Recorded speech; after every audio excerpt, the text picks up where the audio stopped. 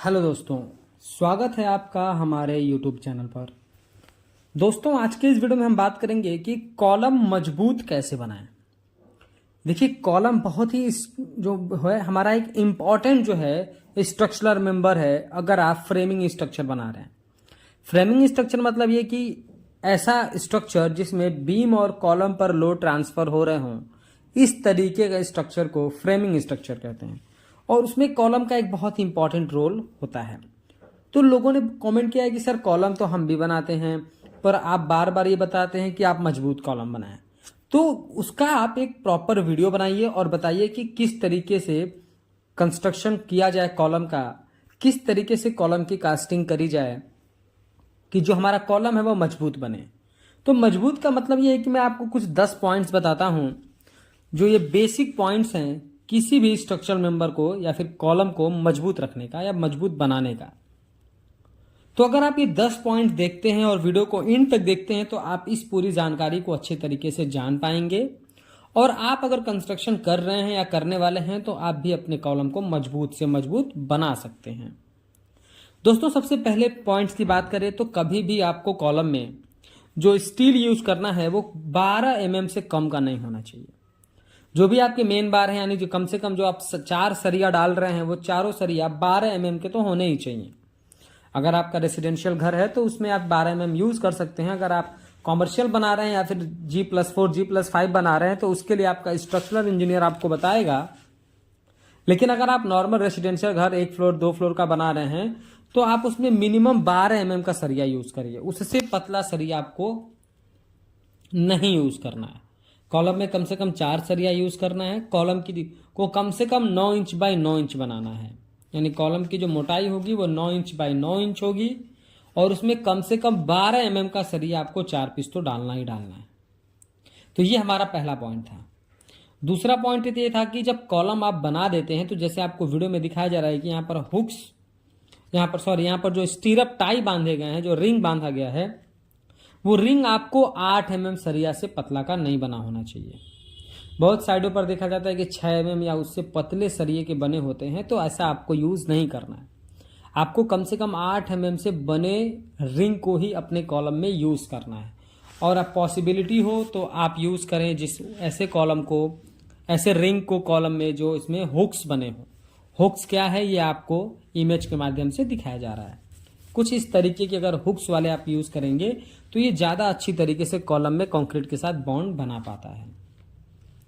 उसके बाद हमारा स्टीरअप से रिलेटेड ही एक और पॉइंट है कि आप एक स्टीरअप यानी एक रिंग से दूसरे रिंग के बीच का गैप 8 इंच 9 इंच न दे करके आप 6 से 7 इंच दें। बहुत साइडों पर तो 1-1 फीट तक देखा गया है, तो आपको इतना लंबा गैप नहीं देना है। आपको कम से कम 6 से 7 इंच ही देना है, उससे ज्यादा गैप नहीं देना है। तीसरा पॉइंट हमारा ये है कि जब भी आप सरिया को काटते हैं अपने कॉलम में यूज करने के लिए, तो इस तरीके से अपने सरिये की कटिंग करें कि आपका सरिये में कम से कम ज्वाइंट, मतलब बिना ज्वाइंट्स का छत से भी 2 फीट ऊपर तक आ पाए। समझिए मैं क्या कह रहा हूं कि आप कॉलम के सरिये को एक बार में ही इतनी लेंथ में काटिए कि आपके सरिये में बीच में कहीं ज्वाइंट ना आए। वही सरिया पूरा आपके स्लैब के ऊपर भी 2 फीट निकल जाए, ताकि अगर आप अगला फ्लोर बनाएं तो सरिये का लैप करने के लिए कम से कम 2 फीट की जगह हो। तो इस तरीके से आप अपने सरिया को काटें। इससे रिलेटेड मैंने एक वीडियोस बनाया है, आप जाकर चैनल पर उस वीडियो को देख सकते हैं। मैंने उसका लिंक डिस्क्रिप्शन में भी दे दिया, आप उसको देख सकते हैं कि किस तरीके से अपने सरिये को काटने के लिए लेंथ कैसे कैलकुलेट करना है, वो मैंने बता रखा है। चौथा हमारा पॉइंट ये है कि बहुत ज़्यादा देखा जाता है कि लोग 1 2 3 का मसाला बनाते हैं, कंक्रीट बनाते हैं। आपको M20 ग्रेड का स्टैंडर्ड कंक्रीट बनाना है। M20 ग्रेड मतलब 1 1.5 3। 1 बोरा अगर आप सीमेंट ले रहे हैं तो आप 1.5 बैग सैंड का लीजिए और 3 बैग आप एग्रीगेट लीजिए, उसको प्रॉपर तरीके से मिक्स करिए और फिर कंक्रीटिंग करिए। बहुत जगह तो देखा जाता है कि बिना कैलकुलेशन का ही बस ऐसे ही रैंडमली उसमें कंक्रीट डाल दिया जाता है। तो किसी भी कॉलम में स्ट्रेंथ आता है उसमें पड़ने वाले कंक्रीट से। और अगर आप कंक्रीट खराब बनाएंगे, किसी फिक्स ग्रेड का नहीं बनाएंगे, रैंडमली बनाएंगे, तो आपका कॉलम जहां पर कम वीक होगा वहां से तो टूटेगा ही टूटेगा। तो इस तरीके की मिस्टेक आपको कॉलम में नहीं करनी है। आपको कंक्रीट प्रॉपर M20 ग्रेड का ही बनाना है। पांचवा हमारा पॉइंट ये रहेगा कि बहुत सारे लोग कवर ब्लॉक नहीं यूज करते हैं और जब कवर ब्लॉक नहीं यूज करते हैं तो उनके सरिये का लोकेशन इधर उधर होगा, और जब शटरिंग को खोलते हैं तो सरिया बिल्कुल एज पर आ गई रहती है या फिर सरिया दिखता है। तो आपको प्रॉपर तरीके से कवर ब्लॉक यूज करना है ताकि कंक्रीट का कवर जो है प्रॉपर तरीके से आपके शटरिंग के आपके कॉलम के चारों तरफ प्रॉपर एक साइज में कंक्रीटिंग हो, इसलिए आपको प्रॉपर तरीके से कवर ब्लॉक यूज करना है। छठा हमारा पॉइंट ये है कि लोग वाइब्रेटर नहीं यूज करते हैं, जिसकी वजह से कॉलम में ढेर सारे हनीकॉम्स आते हैं। तो अगर आप चाहते हैं कि आपका कॉलम अच्छा बने, उसमें हनीकॉम्स ना आए, हनीकॉम आने का मतलब क्योंकि कॉलम का जो स्ट्रेंथ है वो खत्म हो गया, तो आप अच्छी तरीके से अगर कॉलम को बनाना चाहते हैं तो आप प्रॉपर तरीके से कॉलम को वाइब्रेटर देकर ही कॉलम की कास्टिंग करें, तो आपका कॉलम मजबूत से मजबूत बनेगा।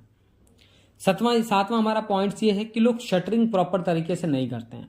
अब प्रॉपर तरीके से शटरिंग दो कैटेगरी में हम इसको डिवाइड करके देखेंगे। पहला हम देखेंगे कि शटरिंग जो है रेगुलर शेप में नहीं करी जाती है, यानी अगर 9 इंच बाय 9 इंच का कॉलम आप बना रहे हैं तो उसमें मैक्सिमम जगह देखा जाता है कि किधर 8 इंच की शटरिंग हुई है, किधर की 9.25 इंच की हुई है। तो ऐसे आपको शटरिंग नहीं करना है, प्रॉपर 9 इंच बाय 9 इंच की शटरिंग करके आपको कॉलम की कास्टिंग करना है।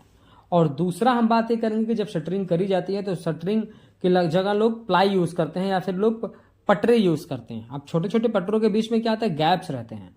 जब आप कंक्रीट करते हैं, जब कंक्रीटिंग करते हैं आप, तो आपकी जो सीमेंट की स्लरी होती है, जो पानी में मिक्स रहता है आपका सीमेंट, वो उस गैप्स के रास्ते, उस छेद के रास्ते वो सारा बह जाता है। फिर आपकी कॉलम में सीमेंट की कमी हो जाती है और आपका कॉलम कमजोर हो जाता है। तो इस तरीके की मिस्टेक आपको नहीं करनी है, प्रॉपर तरीके से आपको शटरिंग बांध कर ही अपने कॉलम की कास्टिंग करनी है।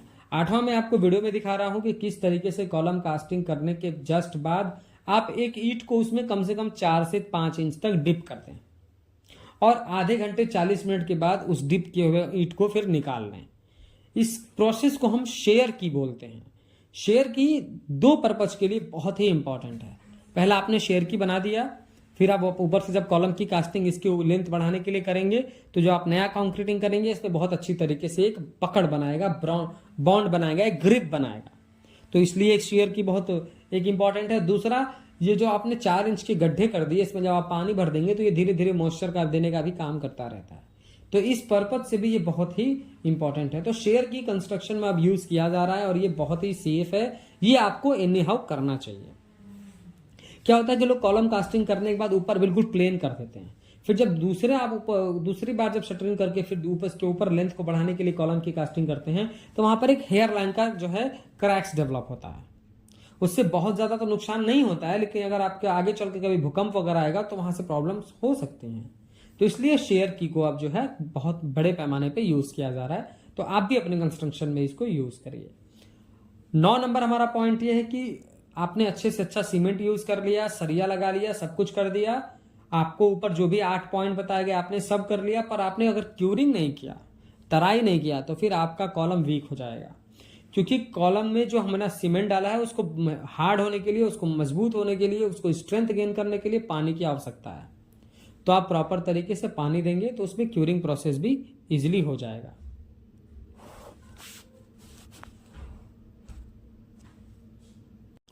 जो हमारा 10 नंबर है वो 10 नंबर ये है कि कभी कभी होता है कि मैंने आपको जैसे बताया कि आप जब सरिया काटे तो एक बार में छत के ऊपर तक जाना चाहिए, पर अगर लैप आपने सरिया पहले काट रखा है और फिर आपको सरिया जोड़ना है तो सरिया आपको कहाँ कॉलम में जोड़ना है, यानी कॉलम की लेंथ में कहाँ पर सरिया जोड़े कि वो सेफ है।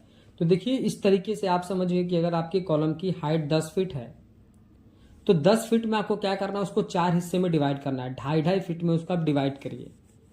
ऊपर के 2.5 फीट को L1, फिर दूसरे 2.5 फीट को L2, फिर तीसरे 2.5 फीट को L3 और लास्ट वाले 2.5 फीट को L4 से नॉमिनेट करिए।